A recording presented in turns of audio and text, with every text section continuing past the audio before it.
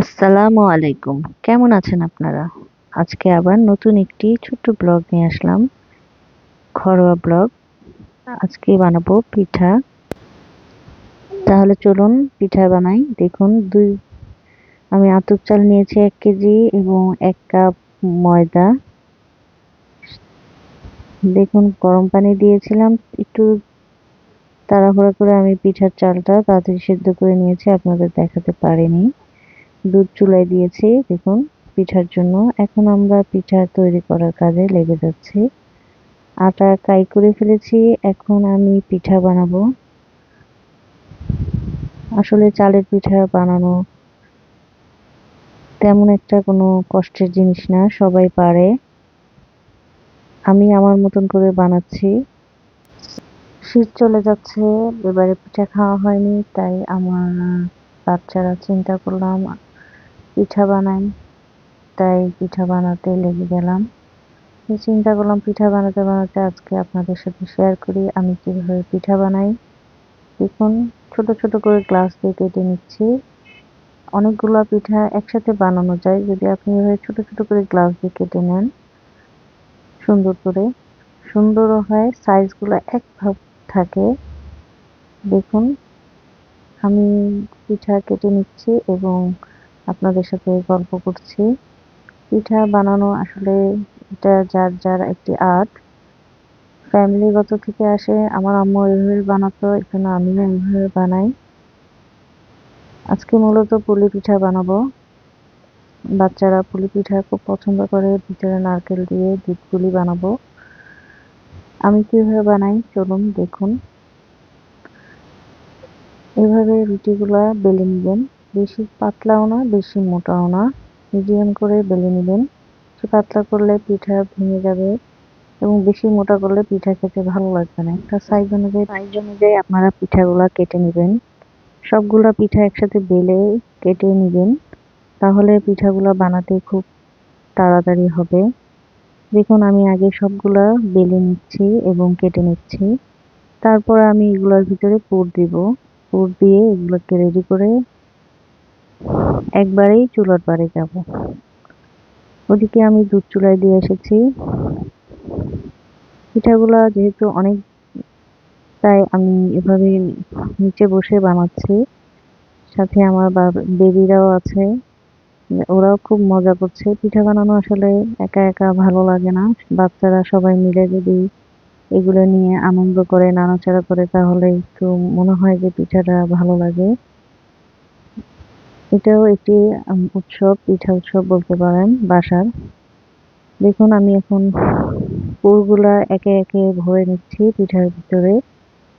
আমি একটু দেখিয়ে দিচ্ছি আপনাদেরকে কিভাবে বানাবেন। চেপে চেপে প্রথমে পিঠাগুলা, এই যে দেখুন আমি একটু চেপে চেপে নিচ্ছি যাতে মুখটা খুলে না যায় এবং ফুল করে নিচ্ছি সাথে।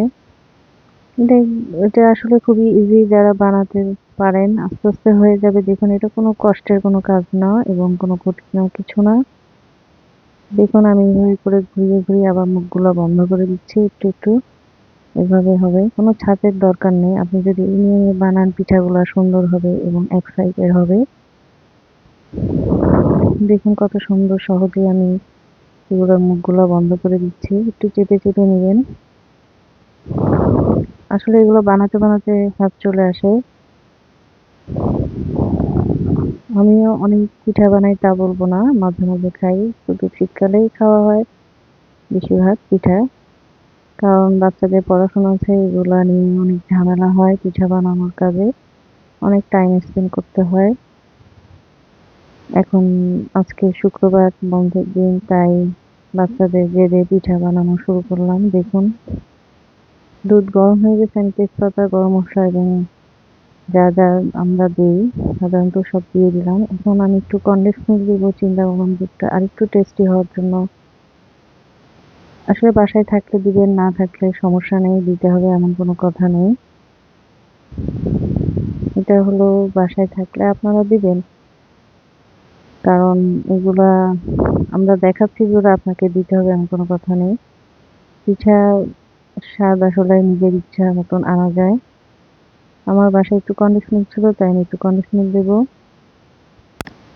কনডেন্স মিল্ক দিয়েছি এবং আমি একটু গুঁড়া দুধও দিই, এতে পিঠাটা একটু ক্রিমি হয়, খেতে টেস্টটা মজা লাগে। আপনারা থাকলে দিবেন, না থাকলে সমস্যা নেই, দিবেন না। এটা বললামই তো, যার যার ইচ্ছা। আমি আসলে গুঁড়া দুধই দিই, কনডেন্স মিল্কটা দেওয়ার উদ্দেশ্যে চিনিটা কম। এবার চিনি দিব যতটুকু আমার প্রয়োজন, মিষ্টি আসলে স্বাদ অনুযায়ী, যে যতটুকু মিষ্টি খান ততটুকুই দিবেন। চিনি দিয়ে আমি দুধটাকে ফুটাবো। আর দুধ যদি আপনি গুঁড়া দুধ বা যেকোনো জিনিস অ্যাভয়েড করতে চান, দুধটাকে একটু ঘন করে নিবেন ফুটিয়ে। গরুর দুধ হোক আর প্যাকেট দুধ হোক, গরম করে নিলে একটু বেশিক্ষণ জাল দিলে দুধটা একটু সুন্দর হয়। এদিকে আমি পিঠাগুলো স্টিম করব, তাই স্টিমারে একটু তেল লাগিয়ে নিচ্ছি, যাতে পিঠাগুলো সেটে না যায়। কারণ সেটে গেলে দেখতে আপনার একটার গায়ে একটা লেগে যাবে, তারপর উঠতে গেলে একটু ভেঙেও যেতে পারে। হালকা স্টিম করব, ঢাকনা দিলাম যাতে স্টিমারটা একটু গরম হয়। এখন চিনি দেখলাম একটু কম হয়েছে, তাই আর একটু চিনি দিলাম। এভাবে করে আস্তে আস্তে পিঠার সবকিছু রেডি করে নেবেন, তাহলে পিঠা বানাতে ইজি হবে। এদিকে আমার স্টিমার গরম হয়ে গেছে এবং আমি পিঠাগুলো দিয়ে দিচ্ছি স্টিমারে। স্টিম করলে ভালো হয়, যাতে পিঠাগুলো আপনি যদি সরাসরি গরম দুধে দিয়ে দেন তাহলে পিঠাগুলো ভেঙে যেতে পারে, ফেটে যেতে পারে মাঝখান থেকে। দুধ বলক এসে পড়েছে, আমি দিয়ে এখন চুলা বন্ধ করে দিব এবং যা আমি দিয়েছিলাম তেজপাতা, গরম মসলা, এগুলো ফেলে দিব। এগুলো মুখে আসলে মানে খাওয়ার সময় ভালো লাগে না বেছে বেছে ফেলতে, তাই আগে থেকেই আমি এগুলো ফেলে দিব। এগুলোর স্মেলটা দুধে চলে এসেছে, তাই দরকার নেই এগুলো। আসলে গরম মসলা দেওয়ার পরে যেকোনো জিনিসে, দুধ হোক আর আপনার যেকোনো খাবারে, স্মেলটা চলে আসলে, যখন স্মেল গুলো মিশে যায় তখন আপনি এগুলো ফেলে দিতে পারেন। এখন আমি নারকেল দিচ্ছি দুধে, কারণ পিঠায় একটু নারকেলের ঘ্রাণ হলে ভালো লাগে, তাই আমি একটু কোরানো নারকেল দিয়ে দিলাম। এটা দিয়ে আরেকবার আমি একটু বলক দিব, যাতে দুধটার ভিতরে নারকেলের ঘ্রাণটা চলে আসে। এখানে আমার পিঠা স্টিম হয়ে গিয়েছে, আমি এখন এগুলোকে উঠিয়ে আরেকবার দিব। অর্ধেক পিঠা হয়ে গেছে, আরো অর্ধেক বাকি আছে, তাই আমি এগুলোকে উঠিয়ে নিচ্ছি, আরেকবার পিঠাগুলো দিব। আপনারা এভাবে পিঠা বানিয়ে খেয়ে দেখেন কেমন হয়। আমার মতন করে আপনারা কিভাবে বানান আমাকে একটু কমেন্টে জানাবেন। আর আমার চ্যানেলটি যদি আপনাদের ভালো লেগে থাকে, সাবস্ক্রাইব করুন। আমি মূলত কুকিং ভিডিও দিই, মাঝে মাঝে ব্লগ ভিডিও দিই, যাতে আপনাদের একঘেয়েমি না লাগে। এখন আমি আস্তে আস্তে বাকি পিঠাগুলো দিয়ে দিচ্ছি। দেখুন, আপনাদের সুবিধার্থে আমি অনেক রান্না বান্না ভিডিও দিয়েছি। আপনাদের যদি ভালো লেগে থাকে আমাকে আমার চ্যানেলটাকে সাবস্ক্রাইব করবেন এবং শেয়ার করবেন। দেখুন, এখন স্টিমারটা লাগিয়ে দিয়েছি, দেখুন পিঠাগুলো হয়ে গিয়েছে, আরেকটাও হয়ে গিয়েছে। আমি একটু টেনে দিয়েছি যাতে আপনাদের ভিডিওটা বড় না হয়ে যায়। পিঠাগুলো এবারে আমার অলমোস্ট ডান।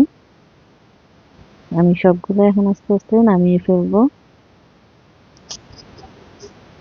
একটা একটা করে নামাবেন, কারণ হাতে স্টিমারে বুঝেনি তো গরম অনেক, স্টিমের ভাব লাগলে আপনার হাত যে কোনো সময় পুড়ে যেতে পারে। দেখুন আমার পিঠাগুলো হয়ে গেছে। এখন এদিকে আমার বাচ্চারা কিছু আটা বেঁচে গিয়েছিল, নারকেলের পুর শেষ হয়ে গেছিল, তারা ওগুলা দিয়ে ছোট ছোট করে খেলতে খেলতে কিছুটা চই পিঠা বানিয়েছে। আমরা চই পিঠা বলি, আপনারা কি বলেন জানি না। কি আসলে এক এক দেশের এক এক ভাষা। চই পিঠাগুলোকেও আমি একটু ভাপ দিয়ে নিব। এভাবে ভাপ দিয়ে নিলে পিঠাগুলা ভাঙবে না এবং আপনার দুধ কম লাগবে, দুধ চুষে নিবে না। দেখুন আমি ওই পিঠার জন্য একটু বেশি দুধ করে ফেলেছিলাম, তাই আমি উঠিয়ে কিছুটা দুধ নিয়ে চষি পিঠা বানাবো। অনেকে চষি পিঠাও বলেন, আমি শুনেছি। অনেক দেশের মানুষ চষি পিঠা বলে, অনেক দেশের মানুষ চুই পিঠা বলে। আর এটাকে আমরা দুধ পুলি বলি, আর যদি শুধু ভাপ দিয়ে খাই তাহলে ভাপা পুলি বলি। কোন দেশে কোন এই পিঠার কি নাম দেন, দুইটারই আপনারা একটু জানাবেন আমাকে। আমরাও জানলাম আপনাদের কোন কোন জেলায় বাংলাদেশে এই পিঠার নাম কি। দেখুন পিঠাটি আরেকবার একটু ফুটবে বা বলক আসবে, তার জন্য আমি এটাকে একটু ঢাকনা দিয়ে দিলাম, ভালো মতন বলক আসুক। তাহলে পিঠাগুলো ওদিকে আমার চষি পিঠার বা চই পিঠার ইয়াটা হয়ে গিয়েছে, স্টিমটা। আমি একটু ঢেলে ঠান্ডা করে নিব যাতে একসাথে দলা পেকিয়ে না যায়।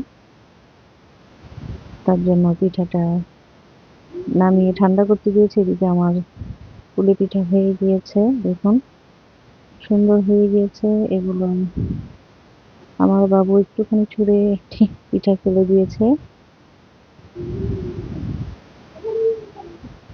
এই যে দেখুন সুন্দর বলক এসেছে, মানে হয়ে এসেছে একদম। ভালো মতন ফুটে গেলে আপনারা চুলা বন্ধ করে দিবেন।